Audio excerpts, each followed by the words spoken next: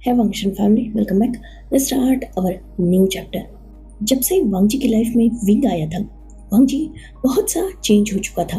पहले शांत रहने वाला वांग जी अब मुस्कुराने लगा था, और वेडिंग को अभी एक दिन भी नहीं हुआ था कि लैन फैमिली वांग जी में बहुत से चेंजेस देख सकती थी। सच में वांग जी विंग से सच्चा प्यार करने लगा था, क्योंकि वो विंग को अपनी लाइफ में वो राइट्स दे रहा था जो आज तक उसने किसी को नहीं दिए।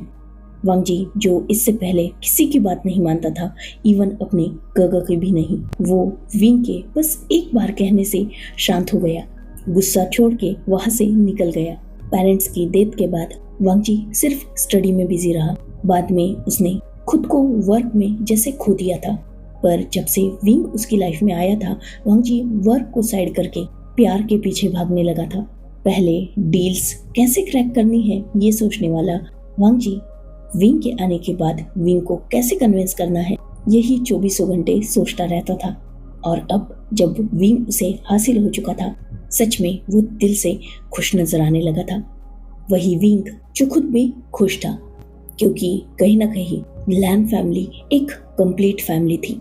विंग ने चैंग को तो अपनी तरफ से एक हैप्पी फैमिली देने की कोशिश की। सिंगल पेरेंट होते हुए भी उसने चैंग के लिए बहुत सारे एफर्ट्स डाले, पर वो खुद इन सब के चलते जैसे खुद को ही खो चुका था। उसने चैंग से बहुत प्यार किया, पर उसे प्यार करने वाला इस दुनिया में कोई नहीं था। और जब से वांग जी उसकी लाइफ में आया था, कहीं ना कहीं विंग की वो कमी भी कंप्लीट हो रही थी। साथ ही भले ही लैन कुरैन और लैनी ने पहले विंग को लगभग वॉर्न किया था, उसे ब्लैकमेल किया था, पर जब से विंग वेडिंग के लिए माना था, तब से उनका बर्ताव भी विंग के लिए बिल्कुल सॉफ्ट था। और ई कुरैन दोनों भी विंग को भी बिल्कुल अपने बच्चे की तरह ही देख रहे थे। ऑब्वियसली ई कुरैन की एज बहुत ज्यादा थी, और उनके सामने वांग जी, विंग, सिचैन और चैंग चारों भी बच्चे ही थे। मोस्ट इम्पोर्टेंटली कुरैन और ई चारों से इक्वली प्यार करते थे।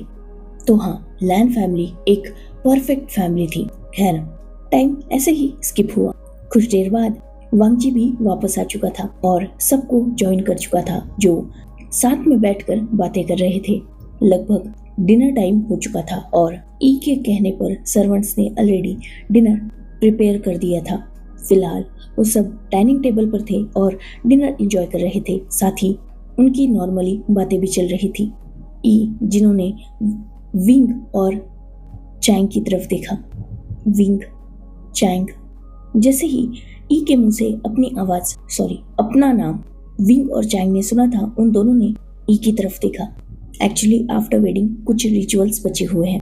आज तो ठीक है वो हुए नहीं, पर कल करने होंगे, तो कल तुम दोनों थोड़ा जल्दी उठ जाना। विंग और चैंग दोनों ने नोट किया। ई जिन्होंने वांग जी और सिचैन का नाम लिया बाद में, जिससे सिचैन और वांग जी ने ई की तरफ देखा। ई जिनकी आंखों में पहले ही गुस्सा ना, तुम दोनों अगर इन दोनों को ज्यादा तंग किया तो याद रखना, मैंशन के बाहर लॉन में सुलाऊंगी। ऑब्वियसली ई की बात का मतलब वहां बैठा हर एक इंसान समझ चुका था। विंग और चैंग दोनों भी थोड़ा एम्बेरस फील कर रहे थे। उन्होंने अपनी नजरें झुका ली थी, इवन अपने हेड को लगभग प्लेट में ही डाल लिया था। वही वांग जी और सिचैन, उन दोनों को कोई फर्क नहीं पड़ रहा था। पूरे बेशरम थे वो। सबने अपना डिनर कंप्लीट किया और सब अपने अपने रूम में जा चुके थे। विंग जो रूम में एंटर हुआ और उसके पीछे वांग जी भी रूम में आ चुका था। वांग जी जिसने डोर लॉक किया, वही विंग जो आगे बढ़ ही रहा था, तभी वांग जी ने उसके आर्म को ग्रैब कर लिया और उसे अपनी तरफ पुल किया, जिससे विंग वांग जी से जाके हिट हुआ था। विंग जो सडन एक्शन से थोड़ा शॉक हो चुका था, उसने वांग जी को होल्ड कर लिया था, और खुद को संभालने के बाद विंग ने वांग जी की तरफ देखा। वांग जी जिसके फेस पर अलग ही नॉटीनेस थी, और विंग इन एक्सप्रेशंस का मतलब बहुत अच्छी तरीके से अब तक तो समझ ही चुका था। वांग जी जो विंग की तरफ बढ़ रहा था, इवन वो विंग के फेस के बहुत करीब पहुंच चुका था। लगभग उनके लिप्स टच होने ही वाले थे, तभी विंग ने अपना हेड टर्न कर लिया, जिससे वांग जी के लिप्स विंग के चीक पर टच हुए। विंग जो थोड़ा शाय हो चुका था, वही वांग जी जिसने विंग के चीक पर सॉफ्ट किस किया और अपने एक हाथ से विंग के चिन को होल्ड करके उसके फेस को अपनी तरफ किया। वांग जी जो फिर से विंग के फेस के करीब बढ़ रहा था, तभी विंग ने अपना फेस फिर से सेकंड साइड कर दिया, जिससे फिर से वांग जी के लिप्स विंग के चीक पर टच हुए थे। वांग जी जो ऑब्वियसली डेस्परेट था, पर विंग जो उसे आगे बढ़ने ही नहीं दे रहा था। विंग ने थोड़ा हेजिटेटली दूसरी साइड देखते हुए ही वांग जी से कहा, लांसान छोड़िए मुझे फ्रेश होना है। वांग जी ने जैसे ही ये सुना, उसके फेस पर क्रीपी स्माइल आ चुकी थी, जो विंग नहीं देख पाया क्योंकि उसका फेस दूसरी तरफ था। दूसरे ही पल वांग जी के एक्शन से विंग शॉक हो चुका था और वो वांग जी को टाइटली होल्ड कर चुका था, क्योंकि वांग जी ने डायरेक्टली विंग को ब्राइडल स्टाइल कैरी कर लिया था। वांग जी विंग को बाथरूम में लेके आया और बाथ स्लैब पर उसे बिठा दिया था। वांग जी जो आगे बढ़ा और उसने विंग के शर्ट पर हाथ रखा और वो उसे विंग की बॉडी से अलग करने ही वाला था, तभी विंग ने उसे पकड़ लिया और उसने वांग जी की तरफ देखा। वांग जी जो खुद भी विंग की तरफ ही देख रहा था। स्वीट हार्ट, तुम्हें तो कहा ना कि तुम्हें फ्रेश होना है, तो मैं हेल्प कर देता हूँ। विंग जिसने तुरंत मना कर दिया। लांसान आप बाहर चाहिए। वांग जी ने तुरंत मना कर दिया और उसने एक झटके से विंग के टी शर्ट को उतार के साइड में थ्रो कर दिया। विंग जिसने तुरंत अपनी नजरें नीचे कर ली थी, वही वांग जी जिसके फेस पर स्माइल थी।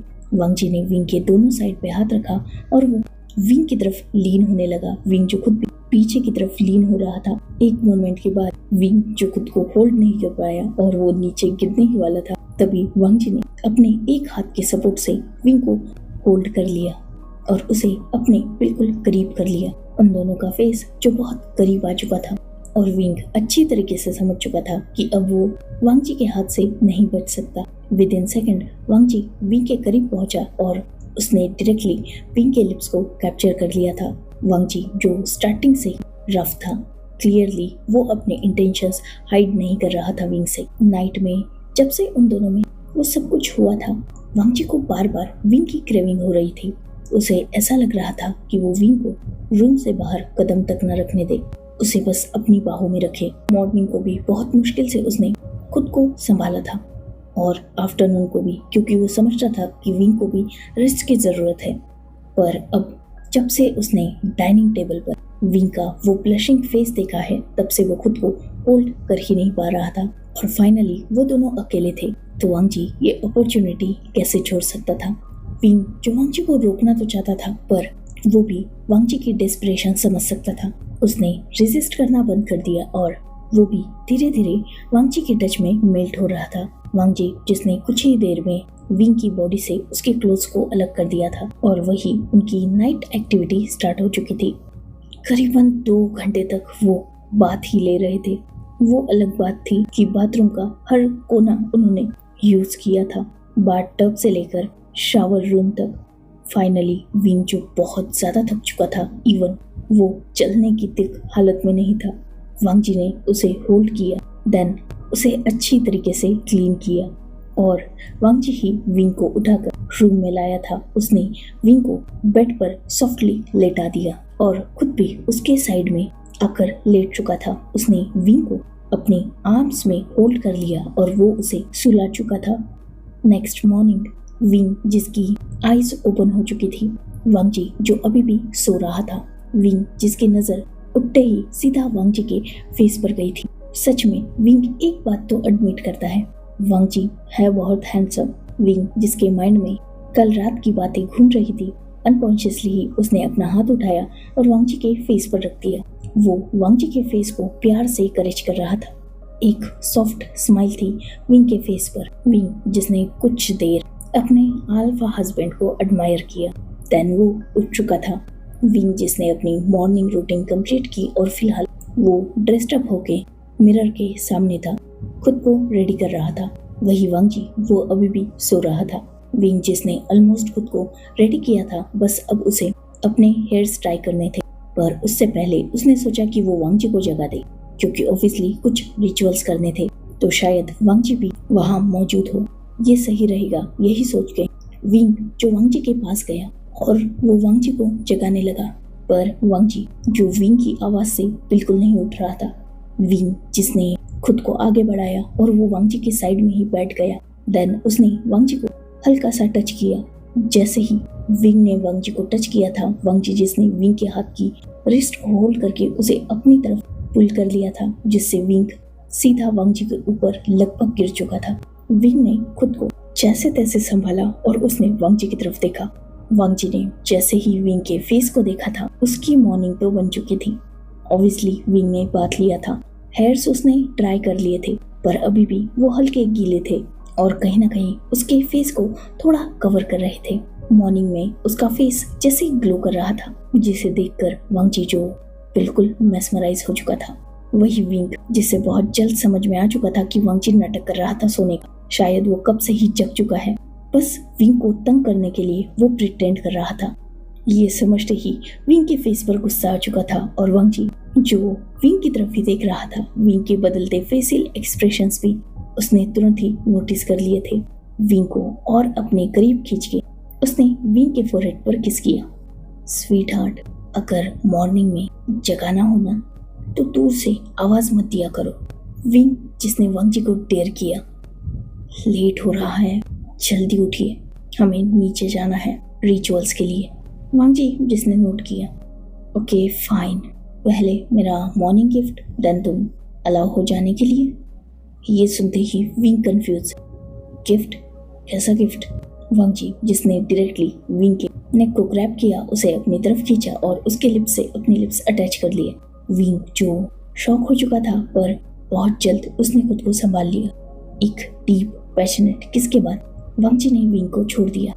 विंग के लिप्स पर उसका जो सलाइवा लगा था, उसे अपने थंब से क्लीन करते हुए वांग जी ने विंग की आंखों में देखा। ये गिफ्ट मुझे हर मॉर्निंग चाहिए, फिर मैं दिन भर अपने ओमेगा की सारी बातें मानूंगा। विंग जिसने आई रोल की। नाउ प्लीज लीव मी, मुझे नीचे जाना है। वांग जी जिसने डीप ब्रीथ ली और उसने विंग को छोड़ दिया। विंग जो उठ गया और वो रेडी होने लगा। वही वांग जी जो खुद भी बेड से उठ चुका था और विंग की तरफ ही देख रहा था। विंग जिसने खुद को पूरी तरीके से रेडी किया और वांग जी से कहा कि वो जल्दी रेडी होकर नीचे आए। वांग जी ने नोट किया और विंग रूम से निकल गया। बाद में कहीं वांग जी बेड से नीचे उतरा था। विंग जो सीधा नीचे आ चुका था, उसने देखा कि ई ऑलरेडी वहां मौजूद थे और चैंग अभी भी नहीं आया। विंग जिसने एक सर्वेंट को चैंग को बुलाने के लिए भेज दिया और वो खुद ई के पास आ गया। ई जिसने विंग को देखते ही उसे स्माइल के साथ गुड मॉर्निंग विश किया। देन उन्होंने विंग को बताया कि विंग को वेडिंग के बाद फर्स्ट मील बनाना है, ये एक रिचुअल है।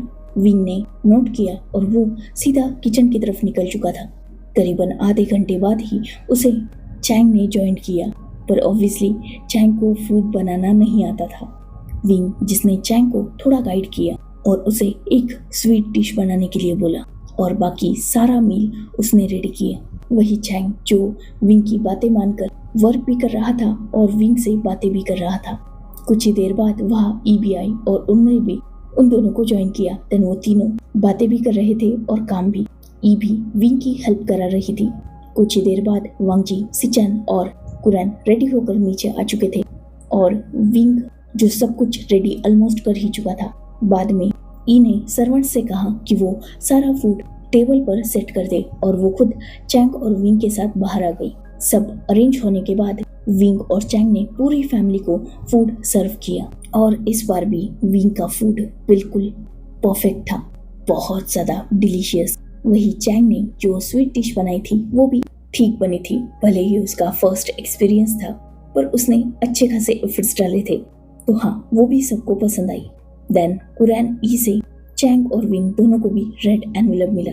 साथ ही वांग जी ने भी चैंग को गिफ्ट दिया, क्योंकि वो ऑब्वियसली सिचन का अंकल था, तो चैंग उसका नीज इन लॉ आता था। बाद में चैंग को सिचन ने भी गिफ्ट दिया, क्योंकि रिचुअल के अकॉर्डिंग हस्बैंड भी अपने ओमेगा को गिफ्ट देता था। और वांग जी ने भी विंग को गिफ्ट दिया। वांग जी ने विंग और चैंग दोनों को अपना कार्ड दिया था, ताकि वो दोनों चाहे उतना मनी स्पेंड कर सके। और कुरैन ई ने रेड एनवेलप में बहुत सारा मनी। विंग जो ऑब्वियसली एक हैकर था, उसका ज्यादातर काम वो घर से ही करता था और विंग वांग जी में वेडिंग से पहले ही बातें हो चुकी थी कि विंग वेडिंग के बाद भी अपना वर्क नहीं छोड़ेगा, जिसमें ऑब्वियसली वांगजी को भी कोई प्रॉब्लम नहीं थी। इवन वांगजी ने विंग को ऑफर किया था कि वो उसी की कॉर्पोरेशन में उसके साथ वर्क कर सकता है। इस बारे में विंग ने ज्यादा सोचा नहीं था, पर आज वांगजी ने विंग से क्वेश्चन किया कि क्या वो वांगजी के साथ वर्क करना चाहेगा।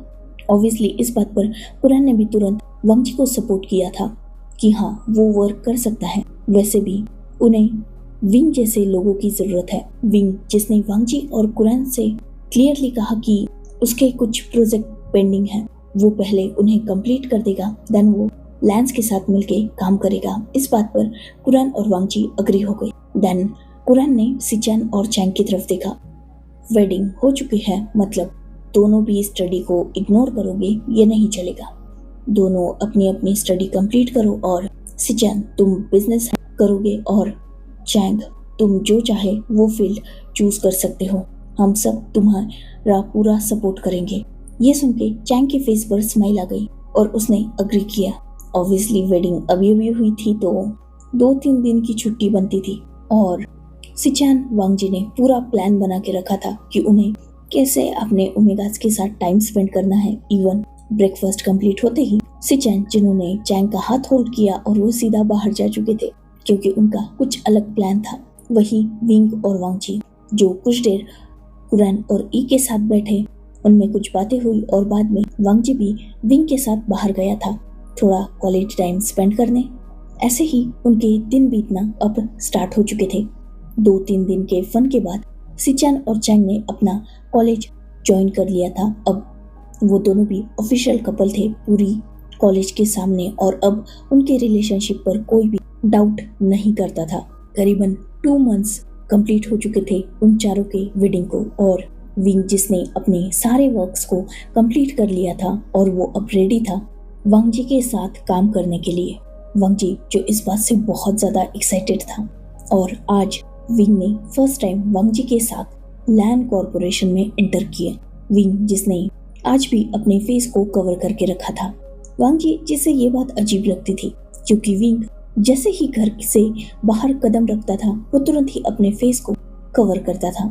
वांगजी ने जब विंग से रीजन पूछा था तो विंग ने ज़्यादा अच्छी तरीके से वांगजी को रिस्पॉन्ड नहीं दिया। वांगजी जो समझ गया कि विंग शायद इस क्वेश्चन को अवॉइड करना चाहता है तो वांगजी ने भी ज़्यादा विंग को फोर्स नहीं किया। वैसे भी उसे भी कोई प्रॉब्लम नहीं थी क्योंकि उसका ओमेगा था बहुत ब्यूटीफुल। वो खुद भी नहीं चाहता था कि उसके ओमेगा को कोई देखे। वैसे भी फिलहाल उन दोनों के रिलेशनशिप को जितना टाइम मिल रहा था वो दोनों भी उतना ही एक दूसरे के करीब आ रहे थे। वांगजी हमेशा विंग से अपने प्यार का इजहार करता था पर विंग ने कभी भी वांगजी को आंसर नहीं किया था। वांगजी जो इस बात को ज़्यादा माइंड नहीं करता था क्योंकि विंग जिस तरीके से उसके साथ बिहेव करता है वांगजी भी समझ चुका है कि विंग के दिल में उसको लेकर सॉफ्ट कॉर्नर है और कहीं ना कहीं वांगजी ये भी समझता है कि विंग एक तरीके से इस वेडिंग के लिए फोर्स ही हुआ है। फिर भी विंग बहुत कामिंगली ये रिलेशनशिप हैंडल कर रहा है। वो वांगजी को एक्सेप्ट कर चुका है। इन 2 मंथ्स में उन दोनों में बहुत बार फिजिकल एक्टिविटी भी हुई। लगभग हर दूसरे दिन वांगजी विंग को अपने पास चाहता है और विंग कभी भी उसे मना नहीं करता। तो हाँ, वो विंग को वक्त दे रहा है, उसे फोर्स नहीं कर रहा कि तुम अपनी फीलिंग एडमिट करो। इवन उन दोनों का रिश्ता बहुत स्मूथ चल रहा है। वांगजी जिसने विंग को ऑफिस में लाया और कुछ इम्पोर्टेंट मेंबर्स से उसे इंट्रोड्यूस भी किया एज हीज ओमेगा। विंग जिसने सबको अच्छे से रिस्पॉन्ड किया और उसे सच में बहुत अच्छा लगा जब वांगजी के सारे एम्प्लॉयज ने उसे इक्वली ट्रीट किया और अच्छे से रिस्पेक्ट दी। देन वांगजी विंग को अपने ऑफिस में लेके गया और विंग को ये देखकर बहुत खुशी हुई कि वांगजी ने लगभग अपने ऑफिस का एक कॉर्नर स्क्रीन मॉनिटर से भर के रखा है। जैसे विंग को लगता है बिल्कुल वैसा ही सेटअप उसने ऑलरेडी अपने ऑफिस में सेट करके रखा है। विंग जो वो सब देखकर स्माइल कर रहा था तभी वांगजी ने उसे बैक से हक कर लिया। विंग को अब इन सारी चीजों की आदत हो चुकी थी। वांगजी कभी भी कुछ भी कर देता था जिस वजह से अब विंग ना ऐसी हरकतों से शॉक होता था ना डरता था। कैसा लगा? वैसे तुम्हारी पसंद को ऐड करने की कोशिश की है, फिर भी कुछ चेंजेस करने हो तो मुझे बता देना। विंग जिसने नोट किया वैसे तो सब कुछ परफेक्ट ही है, मुझे नहीं लगता फिलहाल किसी चेंज की ज़रूरत है, और सच में बहुत वेली सेट करके रखा है। वांग जी जिसने इस बात पर स्माइल की, हाँ एफर्ट्स तो करने पड़ेंगे ना, अगर मेरे ओमेगा को हमेशा मेरी आंखों के सामने रखना है तो थोड़े एफर्ट्स तो करने पड़ेंगे। पहले सोचा था तुम्हें एक अलग ऑफिस दूँ, पर बाद में सोचा कौन तुम्हारे पास दिन भर आता रहेगा, क्यों ना मैं ही तुम्हें अपने पास ला लूँ। इसलिए अपने ही ऑफिस में ये सब कुछ रेडी कराया। इसके दो फायदे हैं। फर्स्ट, मुझे बार बार कोई बहाना ढूंढ के तुम्हारे पास आना नहीं पड़ेगा। सेकंड, तुम मुझ पे नजर रख पाओगे। ये सुनकर विंग जिसने स्माइल की और वांग जी की तरफ देखा। लास्ट बात का क्या मतलब समझूं? क्या आपको लगता है कि मुझे आप पर बिलीव नहीं है? माय क्यूट ओमेगा, अल्फाज पर ज्यादा यकीन नहीं करना चाहिए। तुमने सुना नहीं, वेडिंग के बाद भी कई अल्फाज एक्स्ट्रा मैरिटल अफेयर करते हैं। ये सुनकर विंग ने स्माइल की। रियली? तो आपका क्या ख्याल है? वैसे मुझे कोई प्रॉब्लम नहीं है। ये सुनते ही वांग जी जिसने तुरंत रिएक्ट किया था, किस बात से प्रॉब्लम नहीं है? क्या मतलब समझूं मैं इस बात का? क्या तुम चाहते हो कि मैं तुम्हारे अलावा किसी और के पास जाऊं? देखो स्वीटहार्ट, अगर ये सोच रहे हो ना कि तुम मुझसे पीछा छुड़ा लोगे तो ये कभी नहीं होने वाला। मैं तुम्हें खुद से दूर नहीं करने वाला, और ना मैं किसी और की तरफ देखने भी वाला हूँ। मेरे ओमेगा को देखने से मुझे फुर्सत नहीं मिलती। किसी और को क्या ही देखो जब मेरे पास इतना खूबसूरत है मेरा ओमेगा। विंग जिसने गिगल की, और वो साउंड बहुत कामिंग थी वांग जी के लिए। वांग जी जब भी विंग को मुस्कुराते हुए देखता था उसे बहुत अच्छा लगता था, क्योंकि ये स्माइल सिर्फ उसके लिए थी। एग्जैक्टली, मुझे आप पे पूरा ट्रस्ट है, और खुद पे भी। मैं जानता हूँ आप मेरे अलावा किसी और को नहीं देखोगे, और अगर देखना ही होता तो 32 ईयर्स कम टाइम थोड़ी ना होता है। ये सुनकर वांग जी भी स्माइल करने लगा। कुछ देर तक उन दोनों में हंसी मजाक हुई। देन वांग जी जो विंग का हाथ होल्ड करके अपने ऑफिस चेयर के पास आ चुका था, वो खुद चेयर पर बैठ गया और उसने विंग को भी अपने ही लैब में बिठा लिया था। वैसे ही स्वीटहार्ट, तुमने कहा था ना वेडिंग के बाद पार्टी थ्रो करेंगे। मैं पूरी दुनिया को अनाउंस करना चाहता हूँ और सबको मेरे ओमेगा से इंट्रोड्यूस करना चाहता हूँ। इस बारे में तुम क्या सोचते हो? वैसे भी सबको ये तो पता है कि मेरी वेडिंग हो चुकी है, पर किसी ने भी आज तक तुम्हारा फेस नहीं देखा। इवन आज ऑफिस में भी तुमने अपना मास्क नहीं हटाया। तो क्या तुम अभी भी रेडी नहीं हो? वैसे मुझे तो समझ में ही नहीं आता, तुम इतने ब्यूटीफुल फेस को हमेशा मास्क के पीछे कवर क्यों रखते हो? विंग जिसने डीप ब्रीथ ली और वांग जी की तरफ देखा। एक्चुअली मुझे सोशल इंटरफेरेंस से प्रॉब्लम होती है। मैं कंफर्टेबल फील नहीं करता। यूँ कहा जाए तो मैं इनसिक्योर हूँ। पब्लिक अपीयरेंस मुझे बिल्कुल पसंद नहीं है। और रही बात फेस कवर करने की, तो मैंने बहुत कुछ फेस किया है लांसर।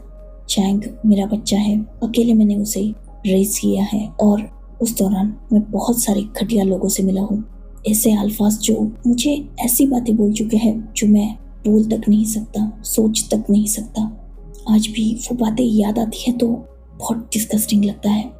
ऑनेस्टली सिंगल पेरेंट होना बहुत मुश्किल होता है, स्पेशली एक ओमेगा के लिए। बहुत अल्फाज ने गलत तरीके से मुझे अप्रोच किया है, मेरे बारे में घटिया बातें बोली है। मैं जस्ट ब्यूटीफुल था, अट्रैक्टिव हूँ, तो हर कोई यही सोचता है कि मैं उसके साथ हूँ।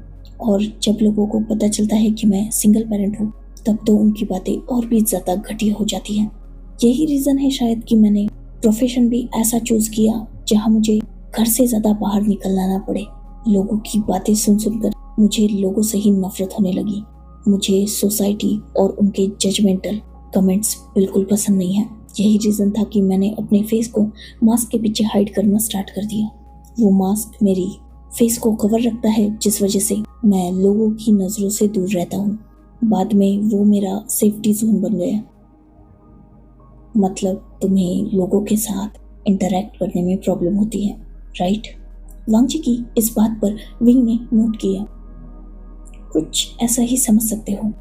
मैं खुद को छुपाना चाहता था और मास्क मुझे बेस्ट वे लगा, तो मैंने उसी के पीछे अपने फेस को हाइड कर लिया।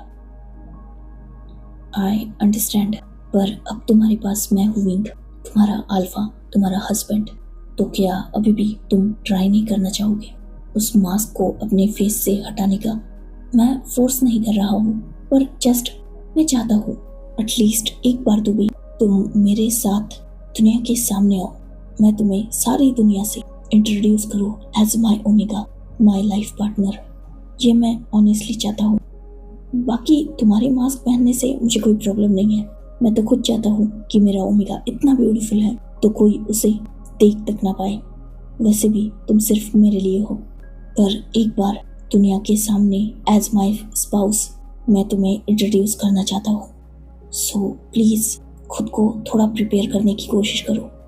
ठीक है, तुम चाहते हो तो ज़्यादा बड़ी नहीं, एक छोटी सी पार्टी थ्रो करेंगे जिसमें कुछ ही लोगों को बुलाएंगे। जस्ट हमारे कुछ बिजनेस पार्टनर्स होंगे, कुछ इम्पोर्टेंट कलीग और रिलेटिव। बस ज़्यादा भीड़ नहीं रखूँगा, पर तुम्हें और चैंग दोनों को भी एक बार तो इंट्रोड्यूस करना ही होगा ना, क्योंकि सिचन की भी वेडिंग हो चुकी है, ये बात सबको पता है, पर उसके भी ओमेगा से कोई नहीं मिला। विंग ने इस बात को अग्री किया। Okay, I will try. Wang ji ने स्माइल की। थैंक यू वेरी मच मुझे समझने के लिए और मेरी बात मानने के लिए। एंड डोंट वरी, मैं हमेशा तुम्हारे साथ हूँ। तुम्हारा पास्ट जो कुछ भी था विंग, पर अब तुम्हें फ्यूचर में कोई एक वर्ड तक नहीं बोल पाएगा, क्योंकि तुम मुझसे बिलोंग करते हो, मेरे हस्बैंड हो तुम। और लान वांग जी के हस्बैंड को कोई कुछ बोले, ये लान वांग जी को कभी बर्दाश्त नहीं होगा। मैं उसे जान से मार दूंगा। तुम्हें प्रोटेक्ट करना, तुम्हें सिक्योर रखना, सोसाइटी के जजमेंट से तुम्हें दूर रखना, ये अब मेरी रिस्पॉन्सिबिलिटी है। तुम मेरी प्रायोरिटी हो। सो डोंट वरी, ये डरना छोड़ दो। सोसाइटी से फाइट करने के लिए अब मैं हूँ। विंग ने जस्ट नोट किया था। देन कुछ देर तक उनमें बातें हुई और वो दोनों भी अपने अपने काम में लग चुके थे। लगभग अब 3 मंथ्स कंप्लीट हो चुके थे उन चारों की वेडिंग को, और विंग जो फाइनली रेडी था सबको फेस करने के लिए। वांग जी ने इस बारे में जब कुरैन से बातें की तो कुरैन जो हैप्पी हो चुके थे, क्योंकि ऑब्वियसली उन्हें भी लैन फैमिली के दोनों हायर्स के ओमेगास को सबसे इंट्रोड्यूस करना ही था, पर विंग की वजह से ही अब तक वो रुके हुए थे। और अब जब विंग ही कंफर्टेबल था तो ऑब्वियसली पार्टी थ्रो करनी बनती थी। पार्टी की सारी प्रिपरेशन स्टार्ट हो चुकी थी। विंग, वांग जी, सिचन और चैंग चारों के लिए मैचिंग कपल आउटफिट सिलेक्ट किया गया था। ऑब्वियसली पार्टी लैंड मैंशन में ही होने वाली थी। सिर्फ इम्पोर्टेंट बिजनेसमैन और कुछ रिलेटिव को ही इनवाइट किया गया था, साथ ही सिलेक्टिव न्यूज़ रिपोर्टर्स और पेपराजीज को, ताकि वो पूरा इवेंट कवर कर पाए। गेस्ट लिस्ट कुरैन ने बनाई थी और बाकी पार्टी प्रिपरेशन वांग जी देख रहा था। वांग जी जो बहुत एक्साइटेड था, क्योंकि फर्स्ट टाइम वो अपने ओमेगा को दुनिया के सामने लाने वाला था। इनविटेशन भेज दिए गए थे और सब कुछ लगभग रेडी हो चुका था। फाइनली पार्टी का दिन आ चुका था। विंग और चैंग जो अलग रूम में रेडी हो रहे थे, उनके पास कुछ ब्यूटिशियन थे, मेकअप आर्टिस्ट जो उन्हें रेडी कर रहे थे। और ऑब्वियसली जैसे ही ओमेगास रेडी हुए थे, उन्हें देखने के लिए सबसे पहले उनके अल्फाज वहां पहुंचे थे। सच में दोनों बहुत ज़्यादा ब्यूटीफुल लग रहे थे। सिंपल बट बहुत एलिगेंटली रेडी हुए थे वो दोनों। चैंग थोड़ा बोल्ड था, पर विंग जो सिंप्लिसिटी को ज़्यादा प्रेफर करता था, और आज भी उन दोनों की पर्सनैलिटी के हिसाब से ही उनका मेकअप था। चैंग का थोड़ा बोल्ड, वही विंग का बिल्कुल सिंपल और न्यूड मेकअप था, पर दोनों अपने अपने तरीके खूबसूरत लग रहे थे। विंग जो वांग जी के एक्सप्रेशंस देख रहा था, हमेशा की तरह वांग जी आज भी स्पीचलेस था। सच में वो विंग को जब भी देखता है उसे विंग और भी ज़्यादा ब्यूटीफुल लगता है। क्या सच में वक्त के साथ विंग अपनी ब्यूटी को और भी ज़्यादा इनहेंस कर रहा है? मतलब कम ऑन, वो वांग जी से बड़ा है एज में, पर उसकी एज बिल्कुल मैच नहीं करती उसके लुक से। वो छोटा लगता है, बहुत छोटा। शायद सच में गॉड जब विंग को बना रहे थे, गलती से उनके हाथ से एज में कुछ गड़बड़ हो गई, जिस वजह से विंग की एज बढ़ चुकी है, बट उसकी ब्यूटी आज भी कायम है। वांग जी जो आगे बढ़ के विंग का हाथ होल्ड करके सीधा उसे वहां से लेके गया था अपने रूम में। विंग जो जानता था कि वांग जी कितना डेस्परेट है, रूम में आते ही वांग जी ने डोर लॉक किया और उसी डोर पर विंग को पुश कर दिया था। उसने डायरेक्टली विंग के लिप्स को कैप्चर कर लिया था। वही विंग जिसने वांग जी के शोल्डर पर अपने दोनों हाथों को रख दिया और वो भी वांग जी को किस बैक कर रहा था। वांग जी जिसने विंग को होल्ड करके रखा था, उसके हाथ भी अब विंग के क्लोथ्स को अंदर जाने के लिए डेस्परेट थे। जैसे ये विंग ने फील किया, उसने तुरंत वांग जी के हाथों को रोक दिया था। वांग जी ने जैसे ही विंग को खुद को रोकते हुए देखा, वो विंग से दूर हुआ और उसकी तरफ देखने लगा। विंग जिसने वांग जी के फेस को प्यार से करेज किया, लांस हान, मैं अभी रेडी हुआ, फिर से तुम मुझे मिस कर दोगे और फिर से मुझे रेडी होना पड़ेगा, सो प्लीज अभी नहीं।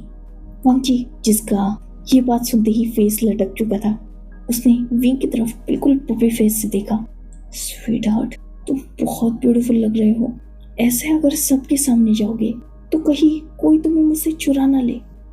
ये सुनते ही विंग जिसने स्माइल की और वांग जी के लिप्स को क्लीन किया अपने थंब से। ऐसा कभी नहीं होगा, मुझे तुमसे कोई नहीं चुरा सकता, क्योंकि मैं तुम्हारे अलावा किसी को इजाजत ही नहीं दूंगा कि वो मेरे करीब आ पाए। ये सुनते ही वांग जी के फेस की स्माइल और भी ज्यादा बढ़ चुकी थी।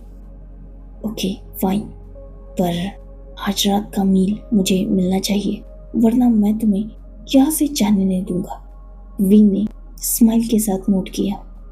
ओके फाइन, अगर अब तुम मुझे छोड़ दोगे, वो भी बिल्कुल सही सलामत, तो आई प्रॉमिस नाइट को तुम जो चाहोगे वो। ये सुनते ही वांग जी जिसने विंग के चीक पर क्विक पैक किया, अपना प्रॉमिस भूलना मत, विंग ने नोट किया। अब चले वरना लेट हो जाएंगे। वांग जी ने भी नोट किया एंड देन वो दोनों भी रूम से बाहर निकले। So enough for today. Let's take a break. Next chapter in next video. If you like my explanation, like, comment and subscribe my channel. Hopefully you all are enjoying this fan fiction. Goodbye, take care, enjoy your beautiful life.